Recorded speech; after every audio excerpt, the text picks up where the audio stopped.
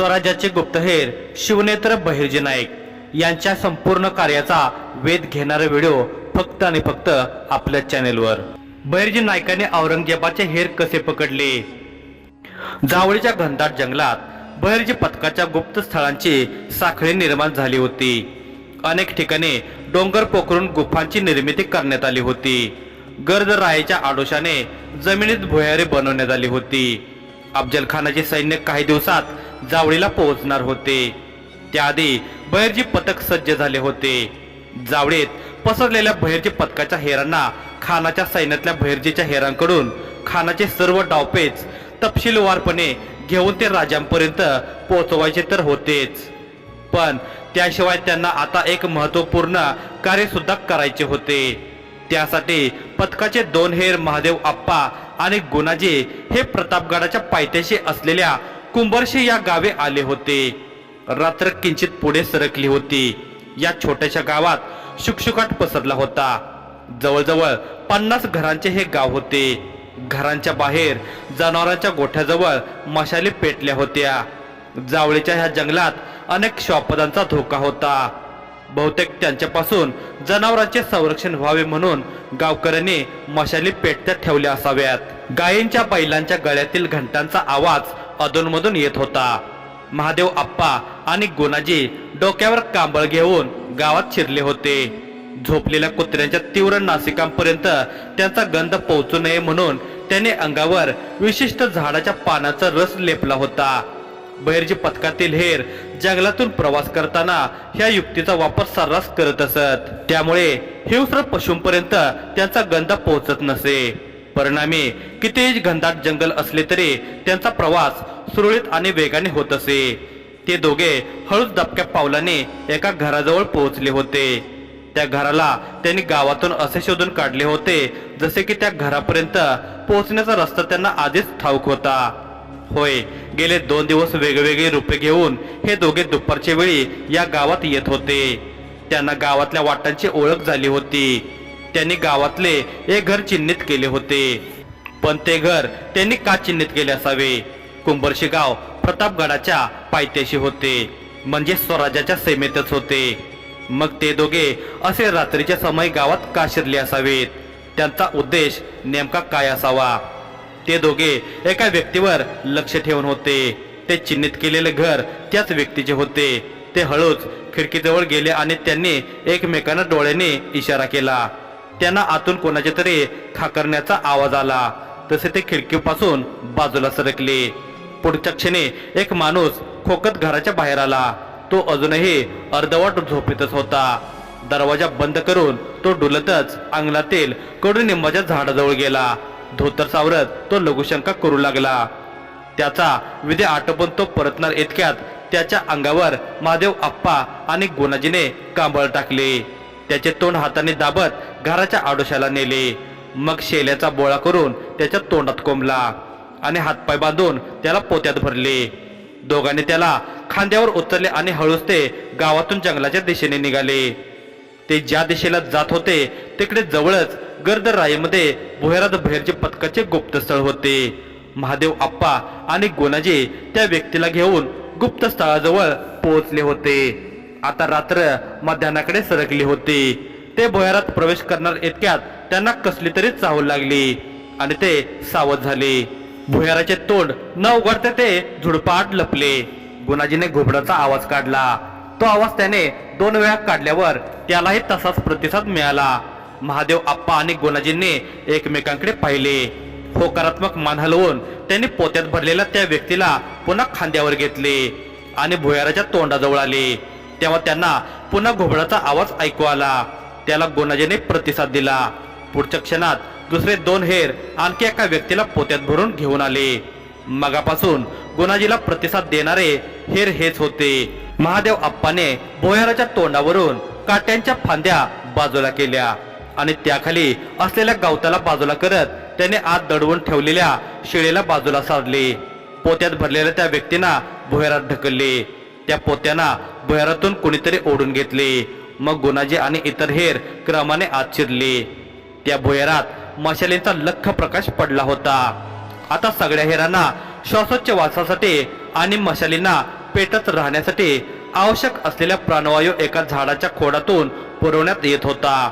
झाडाच्या जमिनीत गडलेल्या खोडापासून झाडाला पोखरून भगदाड पाडले होते. अर्थात ती व्यवस्थाही अशी करण्यात आली होती की भुयारातील आवाज किंवा प्रकाश मात्र बाहेर जाऊ शकत नव्हता. त्या भुयाराची रचना विशिष्ट पद्धतीने करण्यात आली होती. त्यामुळे सर्व ऋतूमध्ये ते भुयार सुरक्षित होते. पोत्यात भरलेल्या दोन्ही व्यक्तींना पोत्यातून मुक्त न करता जमिनीवर ठेवण्यात आले होते. भुयारात 5 ते 6 हेर होते आणि समोर एका आसनावर नाईक बसले होते.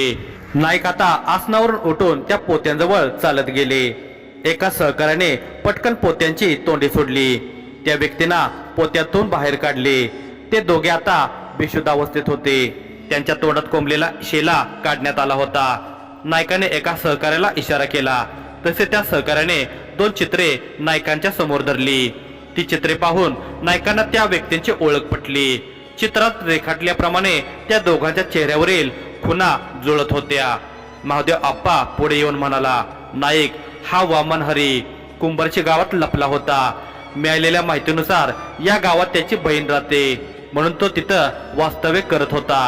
कुंभारशी प्रतापगडापासून जवळच असलेलं त्याला राजांच्या हालचालीवर लक्ष ठेवणं सोयीचं होतं. महादेवाच्या बोलण्यावर नायकाने किंचित स्मित केले आणि म्हटले, राजांच्या हालचालीवर लक्ष यांना बाप जन्मात शक्य होणार नाही. पण तरी अशी गिधाडं आपल्या राजांच्या आजूबाजूला नकोतच. नायकाने बेशुद्ध अवस्थेत पडलेल्या दुसऱ्या व्यक्तीकडे पाहिले. तो काहीसा वृद्ध वाटत होता. असेल तरी 60च्या आसपास.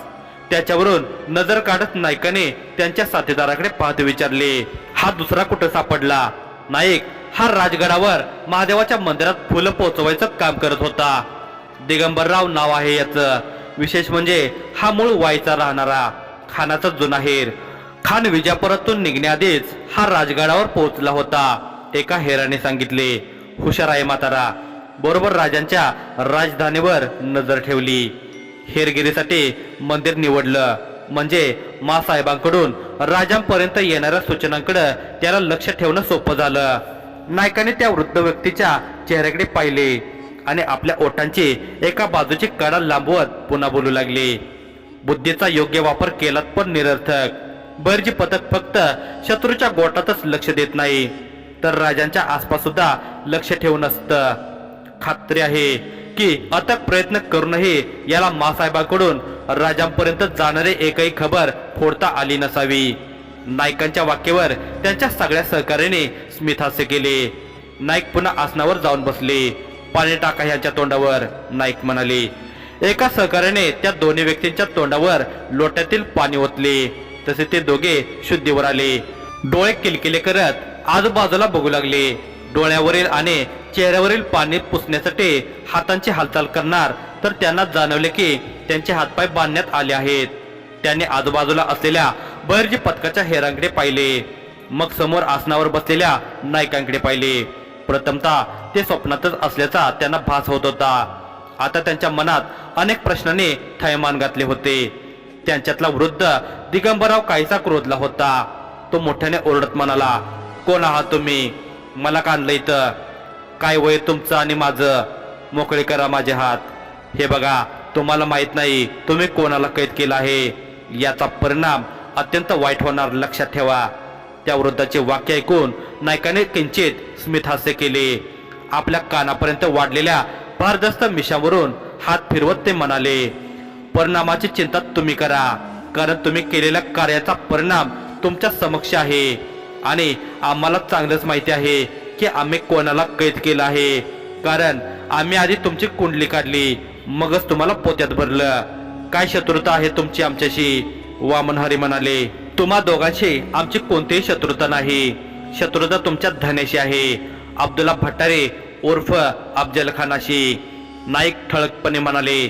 नायकांच्या तोंडून अफजल खानाचे नाव ऐकून त्या दोन्ही कैद्यांनी चमकून पाहिले. तसे ते दोघे एकमेकांना ओळखत नव्हते. बहिर्जी पथकाप्रमाणे अफजल खानाची प्रशिक्षित हेरांची तुकडी नव्हती. हे हेर बक्षिसासाठी स्वतंत्रपणे कार्य करत असत. म्हणजे तुम्ही शिवाजीची माणसं आहात का? वामन हरेने विचारले. आम्ही शिवाजी भोसलेच आहोत असं समज, स्मित हास्य करत नाईक म्हणाले. ते दोन्ही कैदी चांगलेच बुचक्यात पडले होते. त्याने एकमेकांना पाहिले. त्यांच्या चेहऱ्यावरचा गोंधळ स्पष्ट दिसत होता. ते आता शत्रूच्या तावडीत सापडले असल्याची जाणीव त्यांना झाली होती. तरी वामन हरे निर्भीडपणे म्हणाला, तुम्ही शिवाजी आहात तर मग प्रतापगडावर कोण आहे? तुम्हा सगळ्यांचा बाप शिवाजीराजे भोसले. नाईक उत्तरले, मगाशी तर तुम्ही म्हणालात की तुम्ही शिवाजी भोसले आहात. वामन हरे म्हणाला, होय, आम्ही सर्वच शिवाजी भोसले आहोत. नायकाने पुन्हा त्यांना बुचकळ्यात पाडले. दोघे आता अत्याधिक गोंधळले होते. नायकाने किंचित स्मित करत म्हटले, ते राहू द्या, इतका विचार करण्याची तुमची कुवत नाही. मला इतकं सांगा, तुम्ही अफजल खानापर्यंत कोणकोणती खबर पोहोचवली आहे? अच्छा, म्हणजे तुम्हाला हेही माहित आहे की मी अफजल खानाचा हेर आहे. वामन हरे म्हणाला. वामन हरेचे वाक्य ऐकून दिगंबररावाने त्याच्याकडे चमकून पाहिले आणि पुटपुटला, तुम्ही सुद्धा हेर आहात? वामन हरेने होकारात्मक मान हलवली. म्हणजे ही माणसं साधीसुधी नाहीत. मी यांना लुटेरे समजत होतो, पण नाही, यांचं तर प्रचंड बारकाईनं निरीक्षण दिसत आहे. दिगंबरराव म्हणाला, मलाही तसंच वाटत आहे. वामन हरेने आपले मत स्पष्ट केले. झालं का आपापसात बोलून? आता माझ्या प्रश्नाचं उत्तर द्या. कोणती खबर पुरवली आहे तुम्ही अफजल खानाला? नाईक कडाडले. दोघांच्या तोडून शब्द फुटत नव्हता. ते बघून नाईक आणखी उसळून म्हणाले, गुणाजी, बाहेर नेऊन लटकावा यांना फासावर. असं सांगणार नाहीत हे. थांबा, खरं तर कोणतीच विशेष माहिती मी खान साहेबापर्यंत पोहोचवू शकलो नाही. वामन हरे म्हणाला, होय, मी सुद्धा नाही. दिगंबरराव म्हणाला, खबर मिळण्याआधीच तुम्ही मला पकडलं. वामन हरे शांत स्वरात म्हणाला, अगदी बरोबर, मला सुद्धा कोणतीही खबर प्राप्त झाली नाही. दिगंबररावाने हे स्पष्ट केले. म्हणजे माझं अनुमान योग्य होतं. ठीक आहे गुणाजी, लटकवा यांना फासावर. नाईक हसून म्हणाले, माफ करा. दिगंबरराव आता काहीसा नरमला होता. उलट तुम्हीच आम्हाला माफ करा, नाईक गंभीरपणे म्हणाले. नायकांच्या तोडून असे कृतज्ञपूर्ण शब्द ऐकून ते कैदी आणि बहिर्जी पथकाचे इतर हेर आश्चर्यचकित झाले. नाईक पुढे बोलू लागले, खरोखर आम्हाला माफ करा. खरं तर तुमची काही चूक नाही. जे कार्य आम्ही करतो तेच तुम्ही सुद्धा करता. आम्ही आमच्या राजाची इमान राखून शत्रूच्या गोटात जातो, तेच तुम्हीही करता. पण आमच्यात आणि तुमच्यात एक फरक आहे.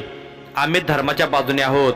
एका राजाशी चाकरी करत आहोत, जो रयतेचा संहारक नाहीतर पालक आहे. नायकांच्या एक एक वाक्यगणिक त्या दोन्ही कैद्यांचे डोळे विस्पारले गेले होते आणि बहिर्जी पथकाच्या हेरांच्या चेहऱ्यावर अभिमान झळकत होता. म्हणजे तुम्ही सगळे हेर आहात? वामन हरेने आश्चर्यचकित होऊन विचारले. होय, मगापासून तेच सांगत होतो. आम्ही सर्व शिवाजी भोसले आहोत असं समज. म्हणजे शिवाजी राजांचे नेत्र, शिवनेत्र आहोत आम्ही. आमच्या रूपात शिवाजीराजेच गनिमावर लक्ष ठेवून असतात. तुम्हाला याचा इतका स्पष्ट अर्थ उमगला नाही तर छत्रपती शिवाजीराजांची खबर काढून अफजल भट्टारीपर्यंत कशी पोहोचणार होता? नायकांच्या बोलण्याने ते दोन्ही कैदी सुन्न झाले होते. ते काही बोलणार इतक्यात नाईक पुन्हा बोलू लागले. आणि हो, माफी यासाठी मागितली की तुमचा फारसा गुन्हा नसतानाही आम्ही तुम्हाला जिवंत सोडू शकत नाही. कारण तुम्हाला आता बरीच माहिती प्राप्त झाली आहे. खरोखर क्षमा करा. नायकाने गंभीरपणे गुणाजीकडे पाहिले आणि होकारात्मक मान हलवली. त्या दोघा कैद्यांचे चेहरे भावहीन झाले होते. आता मृत्यूपासून सुटका नाहीच याची शाश्वती त्यांना झाली होती. आणखी दोन सहकार्याने त्या दोन्ही कैद्यांच्या डोळ्यावर शेला बांधला आणि त्यांना भुयाराच्या बाहेर घेऊन गेले. नायकाने उरलेल्या 4 मित्रांकडे पाहिले आणि ते महादेव अप्पांना म्हणाले, महादेवा, आणखी 4 उरलेत. त्यांच्यापर्यंत पोहोचले का आपले बाज? होय नाईक, त्या उरलेल्या 4 हेरापर्यंत सुद्धा आपले बाज पोहोचले आहेत राजे. नायकांनी राजांना सांगितले. प्रातःकाल होताच नाईक राजांच्या भेटीला आले होते. आज पुन्हा त्यांचे रूप वेगळे होते. त्याने आज नाथ बाबाचा वेश धारण केला होता. खान जवळ येत असल्याने परिस्थितीचे गांभीर्य लक्षात घेऊन किल्ल्याच्या द्वाररक्षकांनी नायकांना गडावर प्रवेश देण्यास नकार दिला होता. परंतु नेहमीप्रमाणे राजांच्या हस्तक्षेपामुळे त्यांना प्रवेश मिळाला होता. राजाने मोठ्या आदर सत्काराने नायकांना महालात बोलावले होते. काही वेळ औपचारिक चर्चा केल्यानंतर नाईक आणि राजांचे खलबत खान्यात पुन्हा भेट झाली होती. प्रत्येक किल्ल्यात खलबत खान्याची रचना विशिष्ट प्रकारे करण्यात येत असे। त्या कक्षात केल्या जाणाऱ्या विचार विनिमयाचा एक अंश सुद्धा बाहेर कोणाच्या कानावर पडू शकत नसावा। उत्तम, राजे म्हणाले। विशेष म्हणजे ते चारही हेर प्रतापगडावरच आहेत राजे, नायकांनी सांगितले।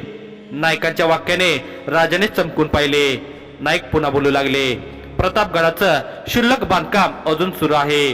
त्याचा आधार घेऊन एक हेर त्या कारागिरामध्ये मिसळला आहे आणि आपण शत्रूवर तप्त तेल ओतण्याकरिता किल्ल्यात तेलाचा जो साठा करत आहोत ते तेल पेटेतून घेऊन येणाऱ्या माणसात एक हेर सामील झाला आहे। आणखी 2 हेर आपल्या सैनिकात मिसळले आहेत। बाजांकडून प्राप्त झालेली सगळी माहिती नायकाने राजांना सांगितली होती। राजे आश्चर्याने म्हणाले, आपल्या सैन्यात प्रवेश केला त्या खानाच्या हेरांनी, फारच लांब मदन मारले आहे त्यांनी। नाईक, राजांना आश्चर्य वाटले असले तरी त्यांच्या चेहऱ्यावर चिंता मात्र नव्हती। त्यांना ठाऊक होते की बहिर्जी पथक खानाच्या हेरांना वेचून आपल्या गोटातून बाहेर काढण्यास समर्थ आहे। निश्चिंत असावं राजे, सगळ्यांची ओळख पटली आहे, ते त्यांचा मनसुबा पूर्ण करू शकत नाहीत। 2 हेरांना संपवलं तसं उर्वरित 4ही हेरांना संपवण्यात येईल, नायकांनी स्पष्ट केले। त्याबद्दल ते मात्र सुद्धा शंका नाही आम्हाला नाईक, आणि चिंताही नाही। अहो, वेगवेगळ्या ठिकाणी आपली मुळे जमवलेल्या हेरांना शोधून काढणे हे इतके सोपे कार्य नाही, परंतु आमच्या सर्व बहिर्जींनी आणि पथकाच्या नायकाने ते सहज साध्य केले आहे। नाईक, खरेच तुमच्यामुळे आमचा आत्मविश्वास नेहमीच द्विगुणित होत असतो, राजे स्मित हास्य करत म्हणाले।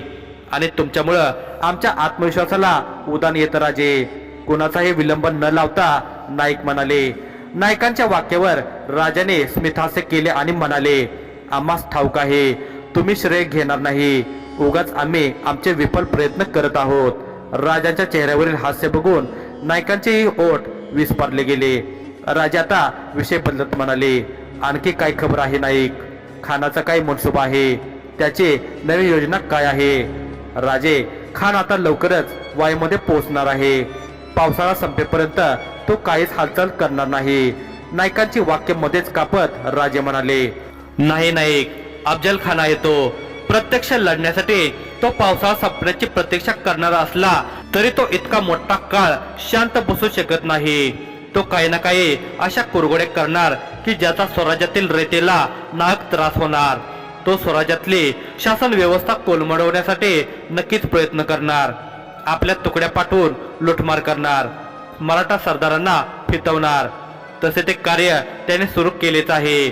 समस्त मराठा वतनदारांना त्याने आदिलशहाच्या शिक्क्याचे पत्र पाठवले आहे की या युद्धात त्याचे सहकार्य केल्यास त्यांना आदिलशाहीत मोठे पद आणि मान सन्मान दिला जाईल, अशी आमिषे देऊन तो आपल्याला मिळणारा सरदारांचा पाठिंबा कमी करू पाहत आहे। पण आपले निष्ठावंत सरदार त्याच्या ह्या डावाला भुलले नाहीत आणि कधी भुलणारही नाहीत। आमचा स्वतःपेक्षा जास्त विश्वास आहे आमच्या सरदारावर, म्हणूनच तर हे श्रींचे स्वराज्य उभे करण्याचे बळ आम्हास प्राप्त झाले आहे। अगदी बरोबर आहे राजे, तुमच्या नेतृत्वाखाली विखुरलेलं मावळं एकत्र झालं आहे। मला तर वाटतं हे ईश्वराचं पूर्व नियोजनच असावं। तसंच ह्या युद्धात आपण अफजल खानाचा वध कराल ही सुद्धा ईश्वराची इच्छा असावी। नायकांच्या बोलण्यावर राजाने स्मितहास्य केले आणि म्हणाले, असे झाले तर सौभाग्य समजू आमचे। एवढ्या क्रूर आणि बलाढ्य राक्षसाचा वध करण्याची जबाबदारी ईश्वराने आमच्यावर सोपवली आहे। नाईक, त्याला जिथेपर्यंत खेचून आणायचे होते ते आपण आणले आहे। आता त्याच्यासोबत असलेले हजारोंचे सैन्यबळ काही कामाचे नाही, ते नसल्यासारखेच आहे। जावळीच्या या गर्द जंगलात त्याचे विशाल सैन्य प्रतापगडापर्यंत पोहोचू शकत नाही। नाईलाजाने त्याला मोजके सैन्य सोबत घेऊन यावे लागेल। म्हणून आता खानाला मात द्यायला आपण सक्षम आहोत। खानाच्या सैन्याची आणि आपल्या सैन्याची क्षमता आता बरोबरीची झाली आहे। राजांनी हे नियोजन अगदी अभ्यासपूर्वक केल्याचा आत्मविश्वास त्यांच्या नजरेत झळकत होता। जी राजे आणि यानंतर त्याच्यासोबत ज्याही प्रकारे युद्ध होईल त्यात लढण्याची हिंमत आपल्या रांगड्या मावळ्यामध्ये जन्मजात आहे। स्मितहास्य करत नाईक राजांना म्हणाले। राजानेही नायकांच्या वाक्याला सहमती दर्शवत आपल्या ओटांना किंचित लांबवले। 15 दिवसानंतर क्या वर्षेत आपल्या 6 जासुदापैकी कुणीही आतापर्यंत खबर आणली नाही। खानाने सल्लागार रशीदला विचारले. अफजल खान आता वाईत पोहोचला होता. वाईमध्ये त्याच्या विशाल सैन्याने तंबू ठोकले होते. 15 दिवस उलटून गेले होते, पण त्याच्या हेराने त्याला तोंड दाखवले नव्हते. त्यामुळे तो प्रचंड अस्वस्थ झाला होता. त्याला पुढील रणनीती आखायची होती, परंतु हेरांकडून काही महत्वाची माहिती प्राप्त झाल्याशिवाय रणनीती आखल्यास ती विफलच ठरणार होती. म्हणून तो हेरांच्या प्रतीक्षेत होता. परंतु खानाचे दुर्दैव, दिगंबरराव आणि वामन हरीप्रमाणेच त्या उरलेल्या 4 हेरांना सुद्धा नायकाने फासावर लटकवले होते. त्या हेरांना शोधणार कसं हुजूर? त्याचा ठाऊक ठिकाणा कोणालाही माहित नाही. त्यामुळं प्रत्यक्ष हाच एकमात्र मार्ग आपल्यापुढे उपलब्ध आहे, रशीद हताशपणे म्हणाला होता. पण आपल्याला लवकरात लवकर त्या प्रतापगडाबद्दल जाणून घ्यायचं आहे. काय खासियत आहे त्या गडाची, त्यावर चढाई कशी करायची, हे सगळं सटीकपणे माहीत असल्याशिवाय आपण आक्रमण कसं करू शकतो? खान चिरपडत उर्दू भाषेत बोलत होता. मला वाटतं हुजूर, शिवाजीला आपल्या जासुदांवर संशय आला असावा आणि त्यानं त्यांना बंदी बनवलं असावं. रशीदने शंका प्रकट केली होती. असं नाही होणार, मोठी डोकेबाज आहेत ती माणसं. त्यात शिवाजी घाबरला आहे. आजूबाजूला इतकं काटेकोरपणे लक्ष ठेवायला त्याला सवड नसावी. त्याचा संपूर्ण वेळ आपल्याशी युद्ध कसं करायचं या नियोजनात किंवा आपली सैन्य क्षमता बघून भेदरलेल्या सरदारांची समजूत घालण्यात जात असेल. आत्मविश्वासाने खान हसला. त्या हास्यासोबत काही काळासाठी का होईना त्याला भेडसावणाऱ्या चिंतेचा विसर पडला होता. शाबास सोनपंत, राजाने सदरेमधील आसनावर बसूनच हात उंचावत समोर उभ्या असलेल्या वकील सोनपंतांना शाबासकी दिली होती. मग राजाने त्यांच्या हातात असलेल्या खलित्यात मान घातली आणि ते वाचू लागले. आम्ही शहजादे होतो तेव्हापासून तुमच्या पराक्रमाच्या गाथा आम्ही ऐकून आहोत. तुम्ही शूर योद्धा आहात. त्या जोरावर तुम्ही तुमचे स्वतंत्र राज्य स्थापित केले आहे. आदिलशहाला ते मान्य नाही. तो तुम्हाला अजूनही बंडखोराचा पुत्र समजत आहे. त्याला चुकीचे सिद्ध करण्याची ही नामी संधी तुमच्या समोर चालून आली आहे. तेव्हा त्या संधीचे सोने करावे आणि मुघल बादशाहचे आपल्यावर मर्जी आहे हे जाणून असावे. त्या अफजल खानाचा बिमोड करावा. तुमच्या कामयाबीसाठी आम्ही स्वतः बादशाह हिंदुस्तान अबुल मुजफ्फर मोहद्दीन मोहम्मद औरंगजेब आलमगीर खुदाजवळ दुआ मागणार आहोत. तसेच आमच्याकडून तुम्हाला नजराना पेश करत आहोत. खलिता वाचून झाल्यावर राजाने औरंगजेबाने पाठवलेला पोशाख आणि नजराण्यावर नजर टाकली. दारा शुकोहला संपवल्यानंतर आणि शहाजहानला कैद केल्यानंतर औरंगजेबाने आपले सिंहासनारोहण मोठ्या थाटात आणि उत्साहात केले होते. त्या काळात तो अत्यंत खुश होता. त्याला दक्षिणेत तुर्तास तरी शांतता हवी होती. म्हणून त्याने छत्रपती शिवाजीराजांशी मैत्रीपूर्ण संबंध प्रस्थापित करण्याचे प्रयत्न केले होते. त्याशिवाय आदिलशहाशी सुद्धा शांततेचे बोलणे केले होते. परंतु त्याचा वैरी अफजल खान छत्रपती शिवाजीराजांच्या समोर आल्याने त्याचा आयता बिमोड व्हावा या इच्छेने त्याने राजांना प्रोत्साहन दिले होते. तसे अफजल खानाने त्याला एकदा जवळजवळ कैद केलेच होते आणि ह्याबद्दलची सूडभावना औरंगजेबाच्या मस्तिष्कात होतीच. पुढे त्याचा वचपा काढण्याचे त्याने ठरवले होते, पण ती आवश्यकता त्याला भासू नये. परस्पर छत्रपती शिवाजीराजांनीच त्याचा निपात करावा ही आशा तो बाळगून होता.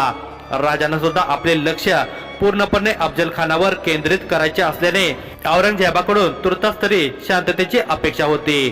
फार मोलाची कामगिरी बजावून आलात पंत, राजे सोनपंतांना म्हणाले.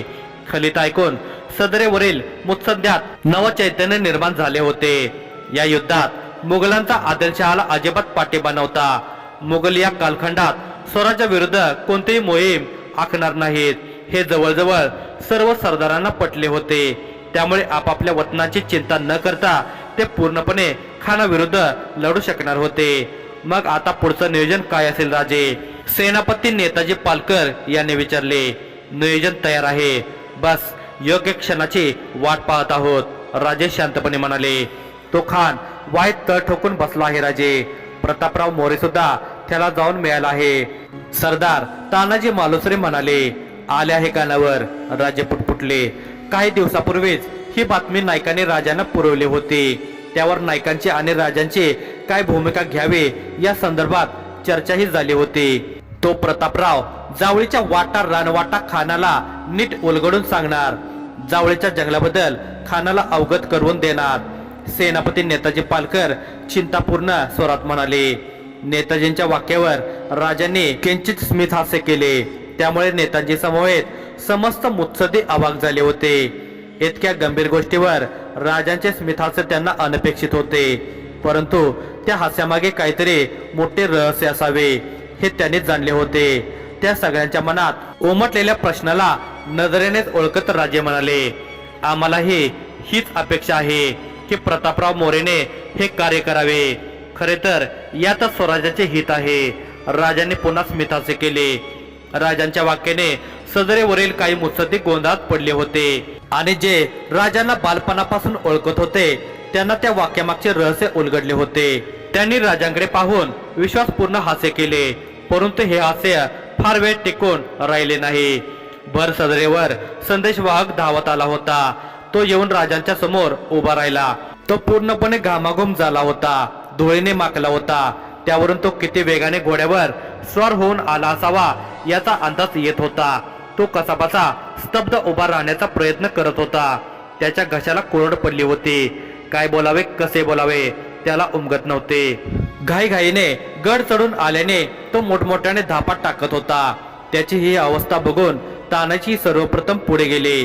त्याच्या खांद्याला पकडून ठेवत त्यांनी त्याला आधार दिला. सेवकाकडून पाणी मागून त्याला पाजले आणि गोंधळतच त्याच्याकडे पाहिले. राजांची सुद्धा नजर त्याच्यावर खेळली होती. त्या संदेशवाहकाने एकदा राजाने पाहिले आणि वाकून नमस्कार केला. मग तानाजीकडे पाहिले आणि हळूच पुटपुटला, मी राजगडावरून आलो आहे. त्याचे ते अस्पष्ट शब्द ऐकून राजे खाडकन उभे राहिले. ते बघून समस्त मुत्सद्दी सुद्धा आसनावरून उठून उभे राहिले. काय संदेश आहे? राजाने डोळे चमकवत विचारले. संदेशवाहकाची राजांना संदेश सांगण्याची हिंमत होत नव्हती. राजांना मात्र संदेश न ऐकताच तो कळला होता, पण त्यांना खात्री करून घ्यायची होती. राजे महाराणी साहेबांची प्रकृती अत्यंत गंभीर झाली आहे. संदेशवाहक अडकत म्हणाला. आता मात्र क्षणभरासाठी राजांचे नेत्र विस्फारले गेले होते. त्यांच्या तोंडून एक अक्षरही बाहेर पडले नाही. परिस्थिती बघून नेताजी पालकर पुढे आले. राजे, आम्ही सर्व सरदार प्रतापगडावर आहोत. तुम्ही तातडीनं जाऊन महाराणी साहेबांची भेट घेऊन या. ठीक आहे. खानाच्या हालचालीवर बारकाईने लक्ष द्या. तानाजी तुम्ही आमच्या सोबत चलावे, राजे म्हणाले. समोर येऊन ठाकलेल्या पारिवारिक दुःखातून सावरण्यासाठी आपल्या जीवाभावाच्या मित्राला सोबत घेऊन राजे वेगाने राजगडी निघाले. राजे बिछाण्यावर पडल्या पडल्याच महाराणी सईबाई पुटपुटल्या. त्यांच्या पापण्या बंद होत्या. राजांच्या पावलाने सईबाईंच्या कक्षाचा उंबरा ओलांडला होता. ते जागच्या जागी थांबले होते. राजांना बघून कक्षात उपस्थित दासी बाजूला झाल्या होत्या. राजे आल्याचे सईबाईंना जाणवले होते. पापणी उघडून पाहण्याचे त्यांच्या डोळ्यात त्राण उरले नव्हते. त्या फक्त मंद स्वरात राजांचे नाव ओठ न हलवता पुटपुटत होत्या. शंभूराजे त्यांच्या बाजूला बसून तलवारीच्या मुठीशी खेळत होते. त्यांच्या बालबुद्धीला हा प्रसंग उमगलाही नसावा. ते त्यांच्या मातेला यानंतर कधी पाहू शकणार नाहीत याची त्यांना जाण असते, तर त्यांनी कदाचित आपल्या मातेला घट्ट पकडून ठेवले असते. तो प्रसंग बघून राजांचाही कंठ दाटून आला होता. तरी चेहऱ्यावर दुःख उमटून न देता त्यांनी जिजाऊ साहेबांकडे पाहिले. मातोश्रींना सुद्धा केव्हाचे आपले अश्रू थांबवून ठेवले होते. शंभूराजाने मान वर केली आणि राजांना बघतच ते गोड हसत राजांच्या अंगावर झेपावले. राजांनी त्यांना अलगद पकडत छातीशी धरले. राजांच्या नेत्रांत आता पाणी डबडबले होते. पापण्या लपलपून त्यांनी अश्रू जिरवले होते. शंभूराजांना मातोश्री जवळ देत ते आता सईबाई जवळ गेले होते. त्यांच्या बिछाण्यावर बसत त्यांनी सईबाईंचा चेहरा पाहिला. तो शुष्क पडला होता. त्यावरचे तेज कधीच निघून गेले होते. हृदयाची स्पंदने दाखवणाऱ्या गळ्याजवळच्या शिरा मंदपणे उडत होत्या. राजाने हळूच आवाज दिला, महाराणी साहेब. राजांच्या शब्दाने महाराणी साहेबांच्या स्पंदनाने आता वेग घेतला होता. जणू त्यांच्यातील उरली सुरली ताकद एकवटून राजांना पाहण्यासाठी पापणे उघडण्याचा प्रयत्न करत असाव्यात, पण त्यांना ते शक्य होत नव्हते. त्यांच्या डोळ्यांच्या कडा ओलावल्या होत्या. अश्रूचा एक ओघळ त्यांच्या डोळ्यातून निघून कानाकडे सरकला। राजाने पटकन आपल्या हाताने तो टिपला आणि महाराणींचा हात हातात घेतला। राजांच्या स्पर्शाने राणे साहेबांच्या डोळ्यातून आणखी अश्रू ओघळू लागले, जणू राजांना बघता न येण्याची खंत त्यांना पीडा देत असावी। त्यांचा अचानक श्वासोच्छवास वाढला। राणे साहेब, वैद्य बुवा, बघा राणे साहेबांना काय होत आहे, राजे घाईघाईने म्हणाले। वैद्य बुवा जागच्या जागीच उभे राहिले। आता त्यांच्या हातात काहीच उरले नव्हते। राणे साहेबांनी तळपायांना किंचित वेगाने झटका दिला आणि त्यांचा वाढलेला श्वासोच्छवास आता अचानक बंद झाला। राजांच्या हातात अजूनही त्यांचा हात होता। राजाने हळूच बोट पुढे करत मनगटा जवळची नाडी तपासली आणि त्यांचे डोळे विस्फारले गेले। त्यांनी राणे साहेबांच्या चेहऱ्यावर नजर टाकली, मग त्यांनी आजूबाजूला भरभर नजर फिरवली। शंभूराजे त्यांच्याकडेच बघत होते। मातोश्रीने तोंडाला पदर लावून ठेवला होता। वैद्य बुवाने नजर खाली घातली होती। दासांनी आपला हुंदका कसाबसा दाबून ठेवला होता। राजांना सयबाईंना एकदा आर्त हाक मारायची होती, पण त्यांनी एवढ्या दुःखातही संयम राखला आणि ते पटकन उठून बाहेर गेले। बहुतेक एकांतात जाऊन त्यांना त्यांच्या अश्रूंना वाट मोकळी करून द्यायची होती।